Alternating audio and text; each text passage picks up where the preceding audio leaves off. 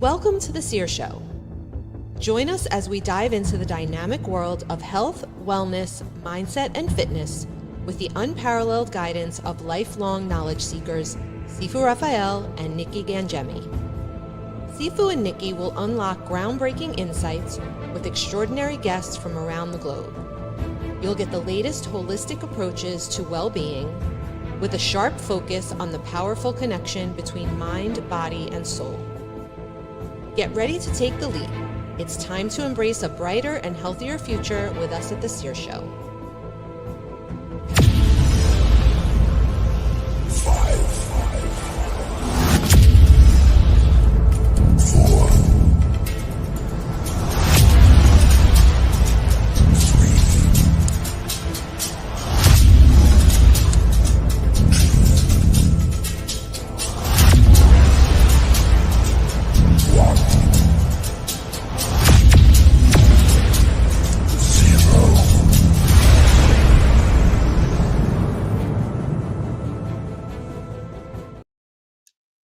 Good morning, Nikki. How are you? Good morning, Sifu. I am excellent. How are you? I am exceptional and getting better every day. Yes, you are. And so are you. Hey, you know, that zero at the end, when it pops at the end, I'm like, 0. I'm like, wow, that means we're ready to blast off, right? So We're ready to get rolling. Yeah. I'm excited for today's show. We have 2 exceptional people, and the topic today is pretty interesting. It's healing, awakening, and becoming. I can't wait any longer. Let's go ahead and bring them on. Maria and Ashley, how are you both? Good day. Very well. You?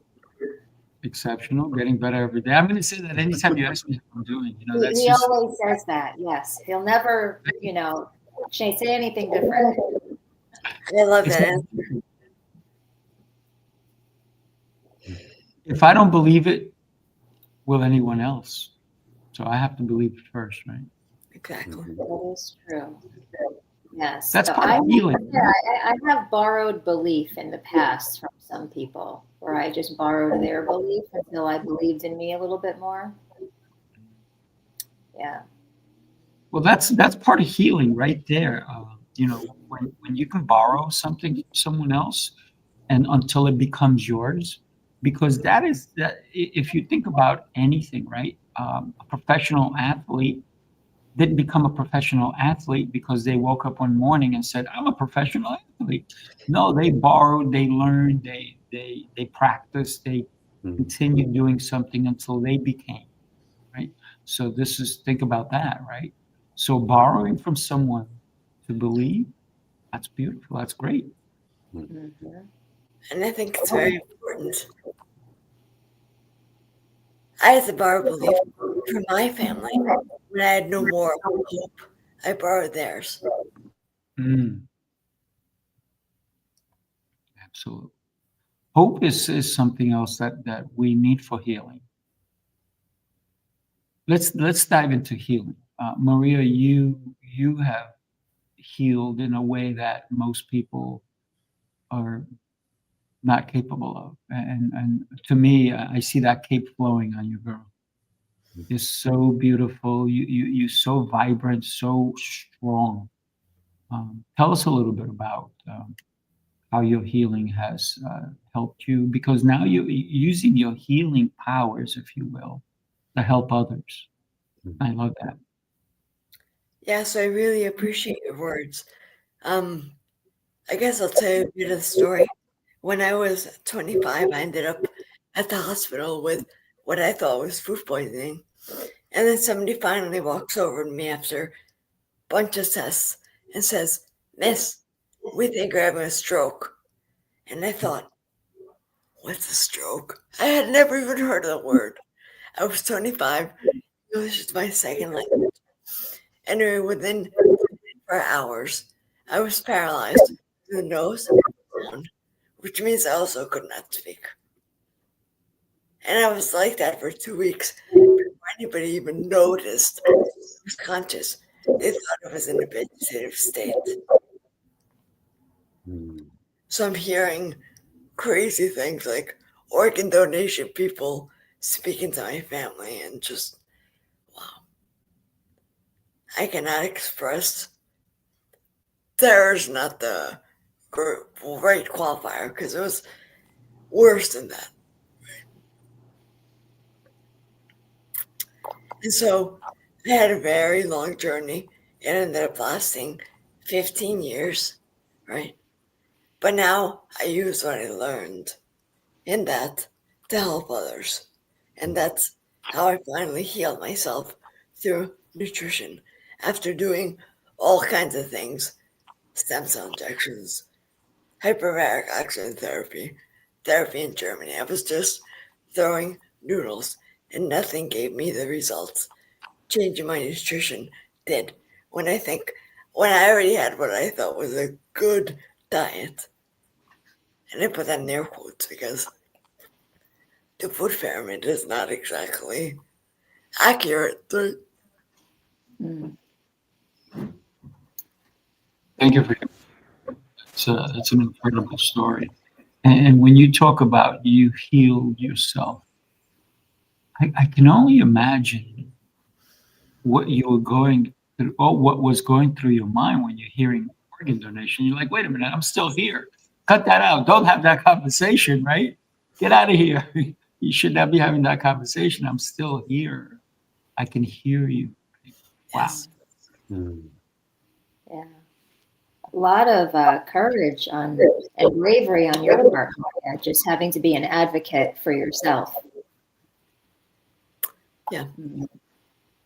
Yeah, because the medical system is kind of broken. I mean, we all know it's broken, and if you don't take care of yourself, they're not going to take care of you. Mm-hmm. Yeah.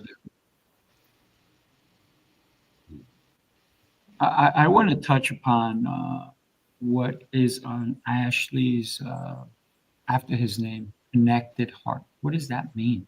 Talk to us about that. Connected Heart. So I learned a few different ways of providing therapy: shadow work, biodynamic massage, so working from the body perspective and the physical, and then working from the neurological and the story. And I started to play with the tools. And then one day I was working with someone that was very close to me, and she had autoimmune disorders. In the past, she'd had cancers, polyps, cysts, tumors. And she was in a bad way when I held space for her in this new way that I was working. And within 45 minutes, all of the symptoms fell on the floor, Sifu. We were working with her heart energy. And I was doing some research at the time about the brain going into gamma waves and neurology and how it's connected through the heart and the gut. And this lady, her life was completely transformed. Within 24 hours, she'd done a few processes, and she now doesn't have the body that creates the environment that creates those kind of illnesses and symptoms, because her heart is driving the show. She has heart coherence. So I decided to call what I do Connected Heart Coherence Therapy, because when this is aligned with the gut, with the throat, when it's all aligned and we're all going in the right direction and speaking the same language, then things really shift and change. There's some amazing science out there, Sifu. You know, what they're starting to realize is human beings have the capacity to create all of the chemistry to make ourselves fit and well, but what we do is get in our own way emotionally, which means neurologically, and goes back to what you were saying at the start about belief. This is about core beliefs being shifted, and when they do, then things really come into alignment. Yes. If Maria did not believe in herself, she may not be here today.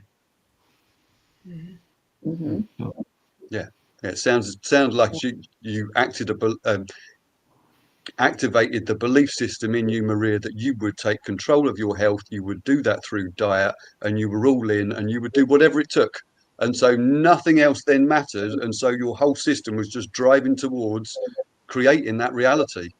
And I should imagine your gut biome was then giving you the feedback that you were doing better as you changed your diet, got more attuned with your gut, and really started to listen to what was going on inside. And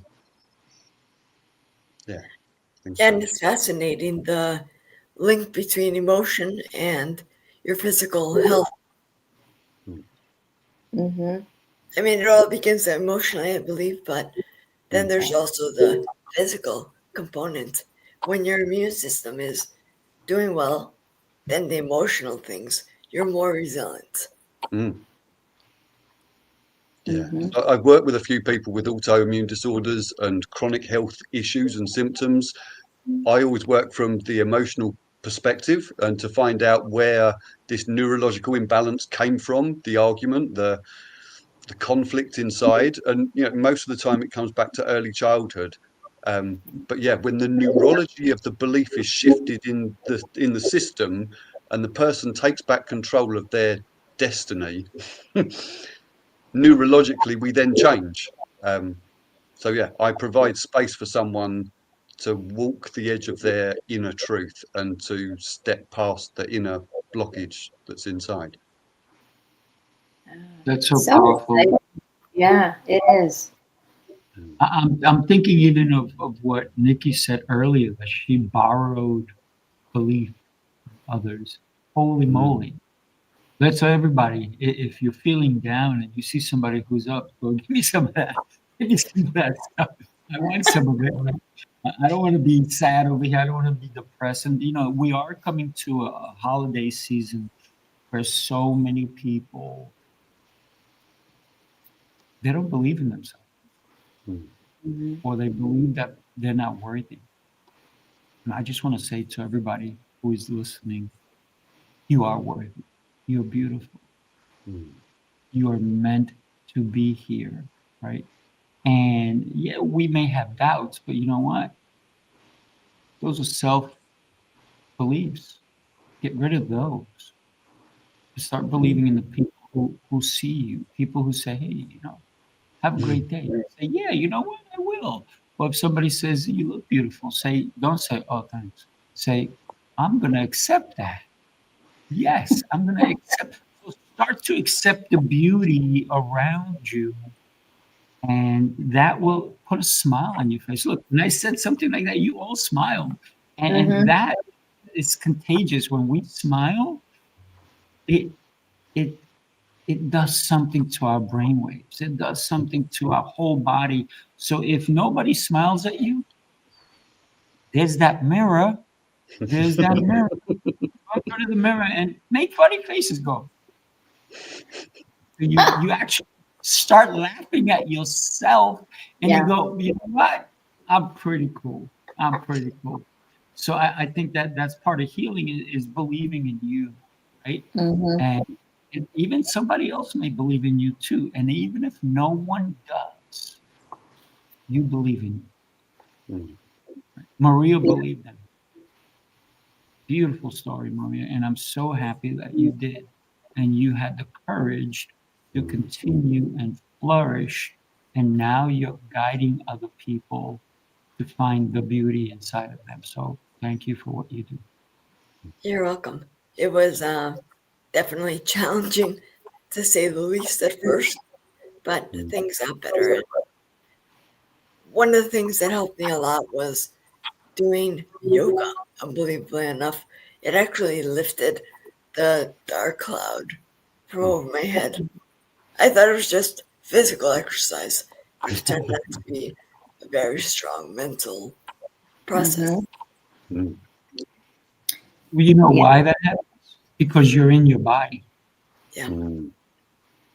And in your breath as well, Sifu. So the intention of the yoga is to slow the breath down and to stretch out the body. And in all those places is where the story lives, through our core, through our hips, through our ribs. And so by holding positions that feel uncomfortable and slowing the breath right down and just allowing some expansion, it's almost like we reduce the capacity for the story to hold on in the physical form. So yeah, wonderful things can happen there. Or you can just turn up and think, oh, I'm just stretching for an hour. You can make it whatever you like. That's right. Yeah, about 12 years ago, a therapist taught me how to deep mindful breaths, different breathing techniques. And I started saying mindfulness was my ticket to mental freedom. It made such a difference to just take those breaths. And that's when I started getting into yoga. And I found a huge difference in slowing down the mind, getting into your body, like Sifu said, being quiet, listening for your own wisdom that we have inside of us. It was life-changing for me. Yoga is very interesting. I used to teach power yoga, which is a little bit different than your traditional yoga. And when you see people shaking a pose, it's kind of funny because I'm shaking too. But what happens is that you're working the muscles in a different way than weightlifting, right? When I do Tai Chi or I do internal breath work, because I also teach Hei Gong, Nei Gong, Qi Gong. I teach a lot of weird stuff, right? But the stuff is all based on breath. And that's what you were talking about, Ashley. The breath truly carries a message to our body, to our core, to help heal, right? Because your breath, as you take a breath in, you can be saying things to yourself like, I'm beautiful, I'm healthy, I'm wealthy. And it's not, when I say wealthy, it's not financially wealthy. I'm wealthy because I'm alive, because you cannot take any wealth with you when you go. When you go to the next side, you can't take, your fancy cars, your Rolex watches, or whatever watches you wear. I wear no jewelry, right? So I'm ready to go anytime. Just so you know, I don't need, nobody has to take off my jewelry. And talking about jewelry, I want to talk about the awakening as well, because I want to share a quick story with you. It was December 24th. My brother was working for my sister, who owned a liquor store, with her husband. And he was making a delivery. And a drunk woman hit him. She hit him. He went up, came down. She ran him over again and then dragged him 75 feet. Now, someone reached underneath and, instead of helping him, stole his watch he was wearing in that moment. And then, of course, there were other people there to help. But this one person decided, hey, you know what? He's not going to need it anymore. But the healing and the awakening happened for him in the hospital when he realized that, wow, I almost lost my life. And he had another chance at recovery, at doing more. So I think the awakening, just like for my brother, for so many people, including myself, I was in a coma when I was a kid. It's a new beginning. And I think Maria can attest to that, because you see life differently. You had to fight for the life you have now, right? And I think anybody who is awakening from a healing or an injury, anything like that, the awakening and the acknowledging that I get to do this again. This time it's going to be better. This time I'm going to shine more than I ever did before. So I thought I'd just share that with you. Yeah. When someone goes through an awakening, Sifu, it's almost like they see life and experience life through a different set of lenses. They hear it differently, they see it differently, and they speak and respond to it differently. And it's, like your brother, every single day is an absolute gift, because it could have been gone by now. And so, but whereas before that, he may not have seen every single day as a gift. And I now certainly do. And there was a long period in my life where I didn't. And so I took it for granted, or it felt a bit stale or boring. It never feels like that anymore. Mm-hmm. Yeah. Unfortunately, a lot of, I'll say us, because I'll include myself in there, we wait for something catastrophic to happen. Not that we wait for it, but it takes something catastrophic. A car dragging you 75 feet, Maria, with you with the stroke, and then being paralyzed for us to become awake. And it's like, what if we were just to become awake from hearing a conversation like this? Consider this a little whisper, right? Before the brick smacks you. And then you see it. I'd rather have this conversation than the brick across my face. Yes, yes, please. Yeah, it doesn't have to hurt, but it does have to be an emotional experience for a person to be able to change their consciousness, their neurology, their story, whatever you want to call it. It has to be highly emotional charged, because that's where we got all this stuff from when we were younger, or whenever it happened. We had a highly emotional charged situation. The brain went into gamma waves and it took on a new belief and a new story. And so to be able to reset that or disperse it, we have to have an emotional charge. And so we have to feel it. And quite often that's painful. For some of my clients, there's some real eye contact in some of the moments of truth. And a couple of clients have looked at me and said, why is this so hard? Tears running down their face. And I'm like, because this is right on the edge of the truth. And you don't know what it looks like on the other side of it, but you also don't want to do what you've been doing up to now. There's no other choice but to own this new truth inside. Yeah. And unfortunately, most people learn through their own experience. They have a hard time learning through others' experience. Definitely. Yeah. You got to be ready, right? When the student is ready, the teacher appears. Yes. But there's too many people who are looking for the teacher, but they're not ready. Oh, yeah. Mm-hmm. Too many people. Listen, as a teacher, as an instructor, as some people call me master, I've had so many people show up who were not ready. And yet they were singing this song like, I am gonna go in. I'm like, yeah, really? Show me. Proof is in the pudding. But don't eat pudding, right? That's all I'm saying.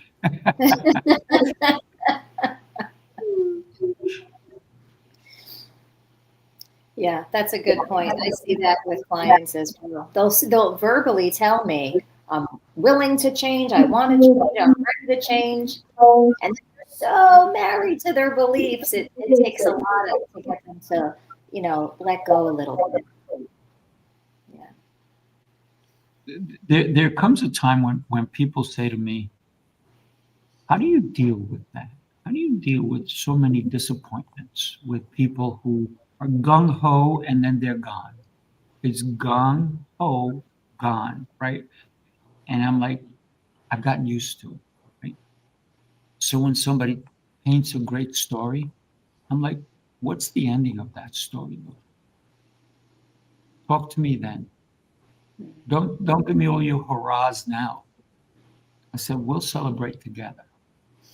But you got to be here for the party. Because otherwise, I have a party every day. Look, when Nikki says to me, and I say it every time, how you doing? I'm getting better every day. Why? Because I celebrate me every day. Every day, I'm thankful for what I have, right? And so I celebrate me every day. I don't wait for other people to celebrate me.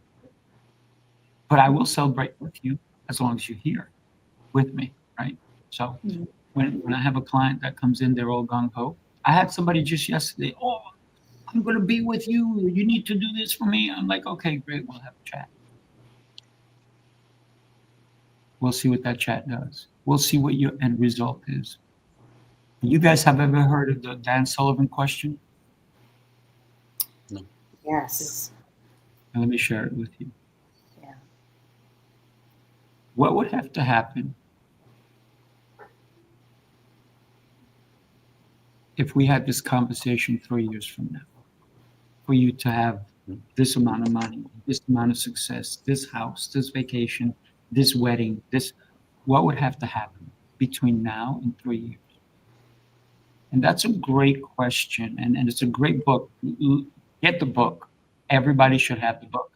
And it's what would have to happen, say in 3 years, in 3 months, 10 years, for you to get what you want. And it's a great sales question I use all the time with people. And for example, if you're selling real estate, if somebody goes, "Oh, is that swing set come with the house?" As a set, I used to sell. I've done so many things. I don't sell real estate now, but when I did, I would say, "Is that real? Will that swing set make you buy the house, or would you want a better one? Or would you want to just the swing set? Because we can sell you the swing set. You really want the swing set, or do you want the house? Which one is more important to you?" And so then I have them picture. Now let's picture your kids on that. How many kids do you have? Oh, let's picture what kind of parties you're gonna have. What's this house? Who's gonna be cooking in this kitchen? Who's going? Where's your kid's bedroom gonna be? Is it gonna be this one? Is it gonna be that one? So it's a matter of putting the perspective into somebody's head of, I'm here now, but awakening that growth mindset, that growth of where do I see myself? And I think that's part of the awakening that we have to get into. Where do I see myself? Not just today, but in my future. And I think when we can awaken that way, our eyes are wide open. And so are our hearts, right? Always. Yeah, that also touches on the becoming too. Right? When you're helping them to, see themselves in the house and what are they doing and the kids and all that, it gets them to future pace and see who they want to become. So science proved a little while ago that our heart emotionally knows what's going to happen before it happens. And I won't go into why, because that's quantum stuff, and maybe not for now, a bit early in the morning. But our heart knows where it wants to go. It knows where it wants our life to be. We might not know how to listen to it, and we might not also know how to activate and then move in that direction, but it's there. And so, yeah, part of, as you say, part of the awakening is to start to listen to this thing and what it wants, what it needs, what direction it wants to go in, and then start to move in that direction. And as you said, Sifu, there can be barriers of struggle through that, because there's always the stuff that's got in the way up till now, because otherwise you'd already have that beautiful life painted and perfect, right? There's always something emotional in the way, or otherwise it would just unfold. I gotta say, I haven't heard it today, and I love when you say this, Maria. When you introduce yourself in the CLA, the Connected Leaders Academy. I didn't hear it today. I didn't say it today. I need to hear it, because when you say it, I love it. Hi, I'm Maria, the nutrition coach with a sexy voice. Yeah, I love it. I love it every time you do it. I'm like, yeah, you go, girl.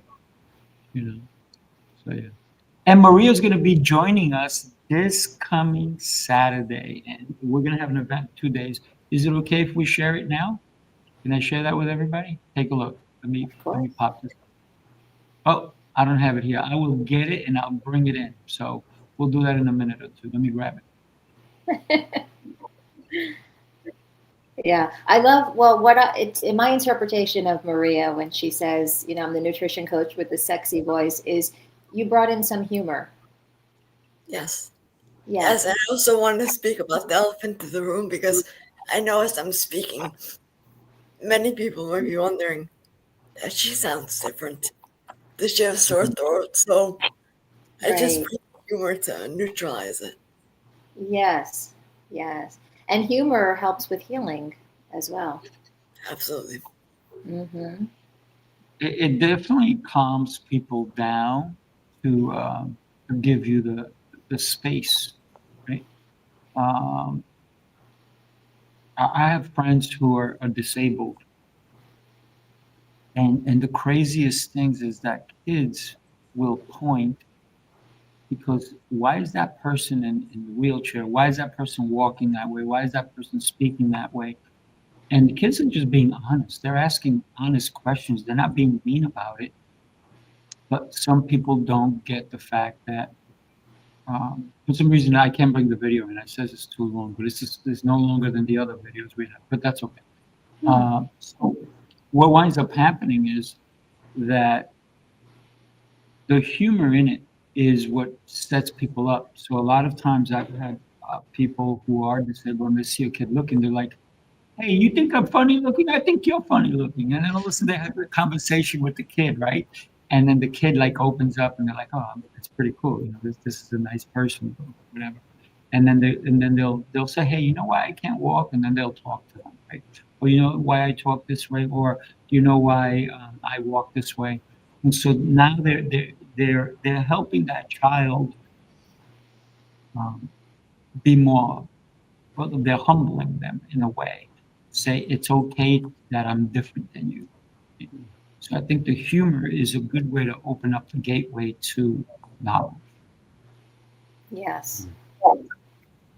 And it's so important to talk about it as well, Sifu. You know, as you said, the child isn't doing anything wrong. They're like, why is that person different? I don't understand. They just want in some context because they don't get what's happening. But you know, in our socialization, most adults would then tell the child off for pointing or making a thing about the thing, and it's like that just makes it more of a problem. It's then a taboo conversation. And it's normal to want to know, to want to understand. I think it's even worse when adults, they don't ask, but you could see the question over their face, and they treat you differently, and you're like, okay, I'm just like you. Maybe I talk different. Maybe I can't walk. Maybe I can't do something you can, but I have the same feelings, the same. And a lot of people don't know how to deal with people that are different.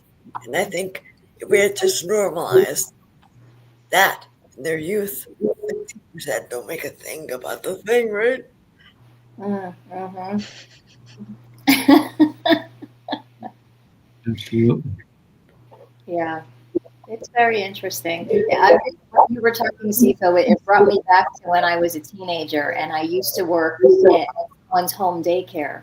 And one of the little boys, he was like maybe 3 years old, he comes up to me and he says, why do you have dots on your face? I said, those are freckles. What are freckles? It's funny because a little kid said it. But I've also encountered some adults who say some things, and it's like when an adult says it, it's like, is there something wrong with that? Why would they say such a thing? So it's just it comes back to like socially acceptable, right? Socially acceptable for kids to say certain things, and adults, and we've got these different rules, right? Yeah. It's interesting because sometimes adults are the ones that need to be humored a little bit, right? And so sometimes adults are staring, they're looking, instead of going up to a person and go, hey, how's your day going? You know, just talk to the person, right? And we forget to be human sometimes. And I think everybody, to become, you got to become part of the world. You got to become part of society, and you got to accept everyone for who they are. Because listen, you didn't choose who you're going to be when you were born. Your choices came along the way. You made the choices. How do you act? How do you dress? Right? I dressed myself this morning, by the way. Anybody else dressing themselves? Yeah. It's good. Yeah, right. I don't have a fashionista coming over and go, oh, makeup, kind of stuff. None of that. So, but we make a choice when we go shopping. Do we buy this shirt or this blouse or this shoes or this makeup bag, whatever it is, right? And as you saw, this is my makeup. That's the extent of my makeup. But we have a choice. So, and the way we evolve is a choice. And the way we interact with other humans is a choice. So that's who are you becoming is a choice. So that's why I love Maria, because she's phenomenal. I met her in Connecticut at an event. And she didn't say to me, hey, by the way, no, she never said a word to me about that. We just had a nice conversation and I got to meet her that way. She didn't open up with, I had a stroke. It was none of that. We didn't even have that conversation. I found out later on because I saw her on the CLA. She talked about it a little bit. I was like, oh my goodness, right? But I didn't see you differently, Maria. I saw you just as another beautiful human being that I need to interact with. And I think that if we're going to become something bigger than we ever imagined, we have to accept other people who are not like us. None of you guys are like me anyway. So, and I hope that you don't want to be like me. You know, do you want to get up at 3:30 in the morning? You know, or sometimes at 1:28 in the morning? You know, it's your choice, right? Yeah, and from what I know about you, Sifu, I would say that your ability to do what you do so beautifully, see the best in people and just the beauty in them, is because you do it with yourself. You love yourself. You see the best in yourself. You focus on, you know, I'm exceptional and getting better and better every day. This is something you've been telling yourself for years. So it starts with you, with each of us. This all starts within us. And then we have the capacity to extend out to others.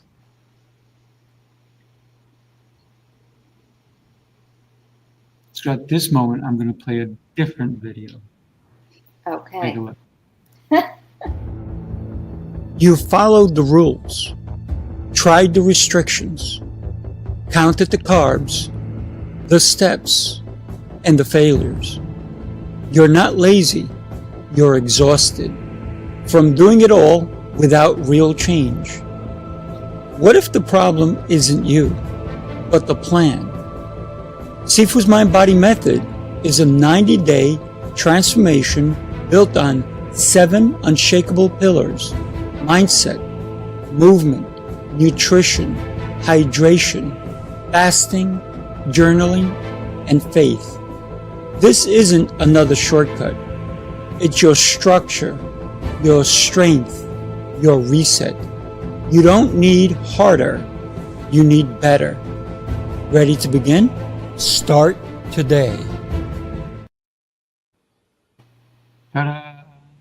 Ta-da. Wow. And being that we're all in health, right? I thought I'd play that anyways, right? And one of the things that I'm looking at every one of you, you guys all take care of yourselves, and that is so important in today's time, right? Somebody said to me recently, they go, why do people still smoke? Don't they see the warnings? Don't they see what's going on?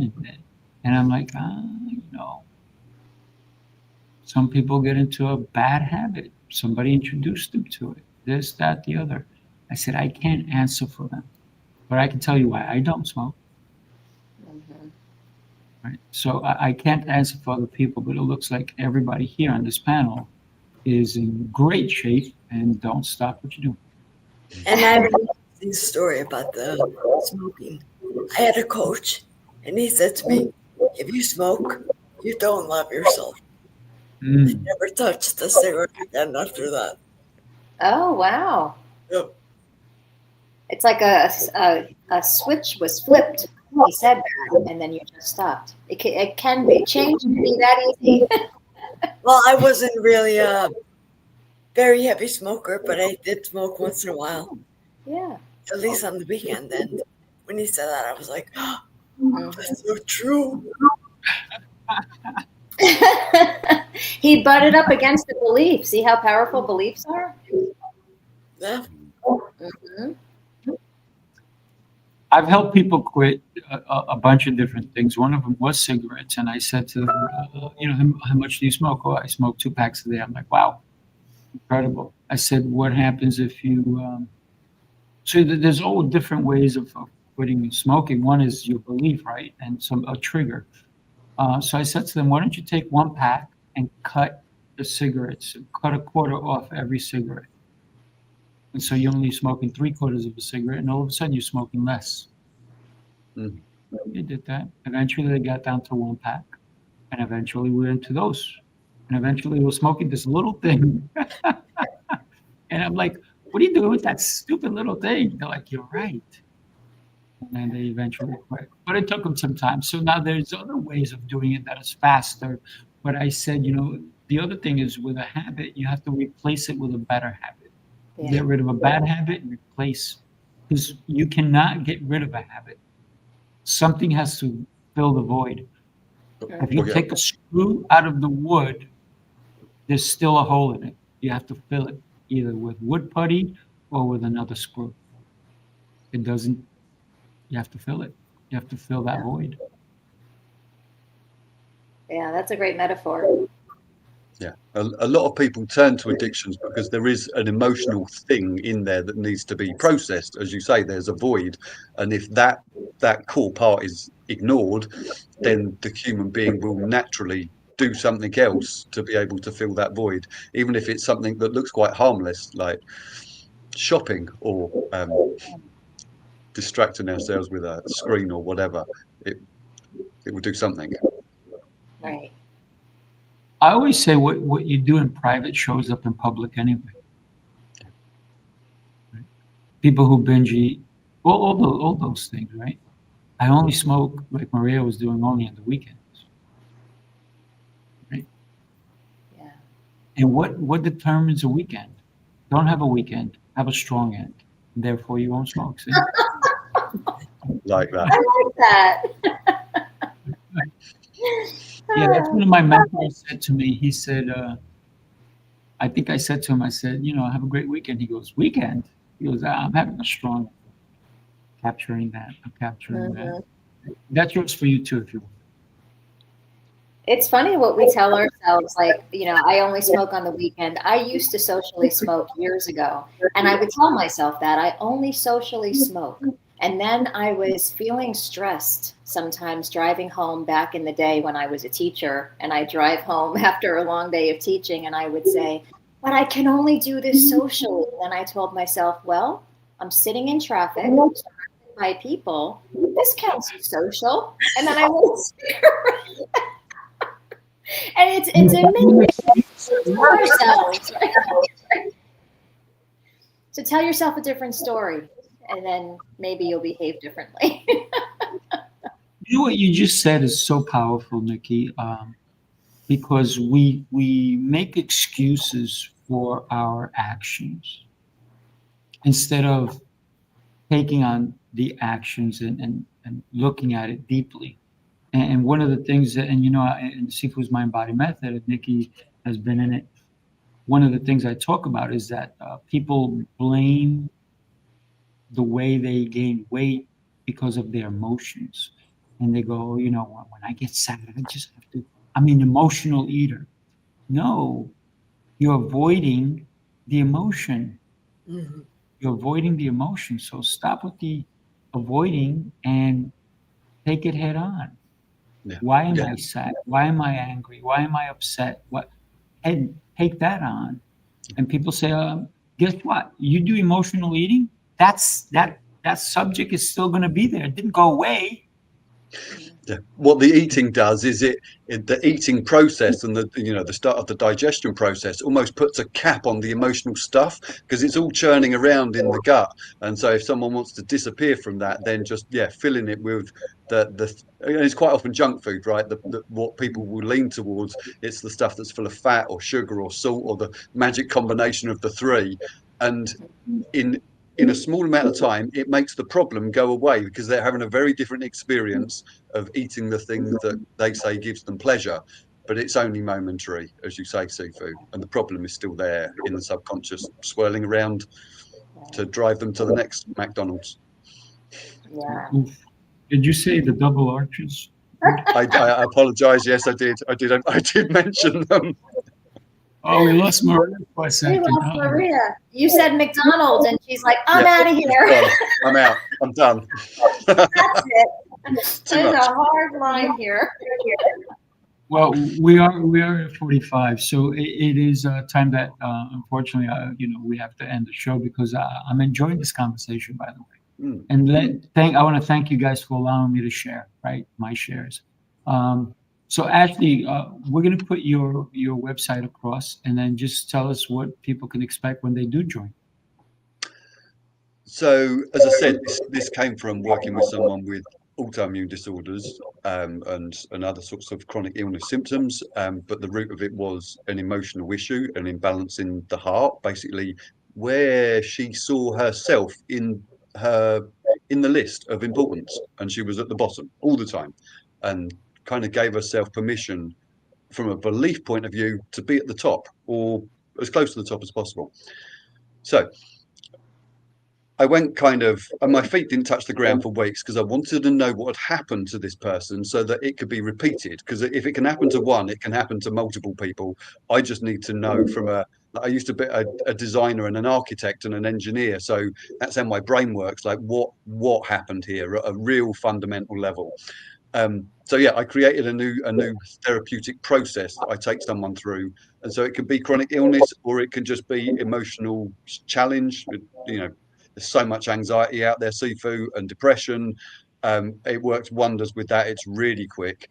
But also, as you say, lack of self-worth, challenges in motivation, challenges in how people relate to themselves or to the outside world, their partner, their kids, blah, blah, blah. So yeah, it works on a plethora of levels because it's working with the neurology of our subconscious in the energy centers through the body. So it's one map and it fits the human being. So no matter what the problem, it will transform something if that person is willing to step over that edge. As you said, they've got to be willing to do whatever it takes to get what they came for. If they do, this therapeutic process provides the environment for them to step past what's always got in the way or what's holding them back. So, and I don't want to just be the therapist, I can't heal the world as much as I'd love to. So I've created a training program that's starting in March in Italy, and then I'm rerunning it in Jamaica in April. So super excited about that it won't just be me doing this. There'll be a team of people. And my dream is that this gets back into the public health space so that a doctor would refer someone who's got anxiety or depression or something, a chronic illness, to look at it from this emotional point of view. First, it's one session and maybe two, but mostly it's one, and it's life-changing for people. So everybody, make sure you connect with connectedheart.co.uk. And I know Maria got thrown off or whatever, but I want to make sure that everybody follows her and go to her website, genuinelymaria.com. She is amazing for someone who went through what she went through and come out on the other side and want to help other people. That's off to her. That's off to her. And then I have to say, I have an incredible guest who started as a guest. And then I said, no, girl, you got to be my co-host. And she said, yes, I am just beyond thrilled that you said yes. So Nikki Gangemi, talk to us about you. Thank you, Sifu. I'm so glad I said yes. I'm Nikki Gangemi, and I affectionately call myself a personal trainer for your mind, helping high achievers to quiet down that mental noise and to get clear on what they want and have that courage and confidence to consistently take action towards your goals by getting this out of your way. And you can connect with me by going to my website, nikkigangemi.com. And I'll turn it over to you, Sifu. Thank you. I have so many different ways that I can help people reset, not only professionally, but personally. even financially, because a lot of I have so many different businesses that some people just reach out and they go, hey man, can you come to my business? I gotta like know what you're doing, how are you doing it? And so I help people in all aspects. Reset is really my jam, but don't eat the jam. So you can reach me at sifurafael.com. And if you want to get into the Sifu's Mind Body Method, just put SMBM at the end of it. And there you go. And we can connect. We can have a one-on-one chat. And let's help you reset. That's all I'm about, right? Thank you. Thank you, Nikki. Thank you, Ashley. Thank you, Maria. Thank you. I truly enjoyed this show. I hope you guys did too. Yeah, Yeah. absolutely. I love Absolutely. the conversation. Do me a favor, everybody listening, or if you watch it on the replay, hit hashtag replay. If you did watch it, send this to someone who needs to hear today's message. Thank you, everybody. God bless. Have yourself an incredible time. And guess what? Don't celebrate the holidays by yourself. If you are alone, you still have that mirror. Have a party. Dance in front of the mirror. All right.